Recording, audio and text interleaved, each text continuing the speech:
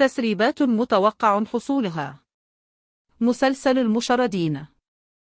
تحسن العلاقة بين ديفران وعزيزة بعد الحريق. ديفران يحمي عزيزة بجسده، فتتأثر وتعيد مشاعرها نحوه.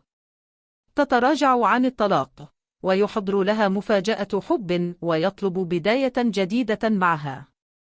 الحريق كحدث مفصلي. فرات لم يكن يعلم بوجود عزيزة، وحاول إنقاذهما بعد اكتشافه. الحريق قرب ديفران وعزيزة وقوى الرابطة بينهما. شك ديفران في فرات.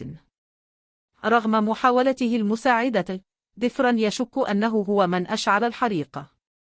وتبدأ صدامات جديدة بين الأخوة بدعم من يفوز. توقيع الطلاق لم يكن رغبة بالانفصال، بل خطوة ضمن مفاجأة رومانسية العزيزان.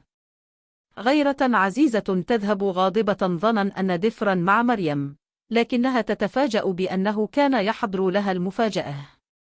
بالنسبة لعلاقة صمد وديفران، صمد بدأ يرى ديفران كأنه والده، وكلماته جعلت ديفران يراجع نفسه ويرى أخطاءه بوضوح.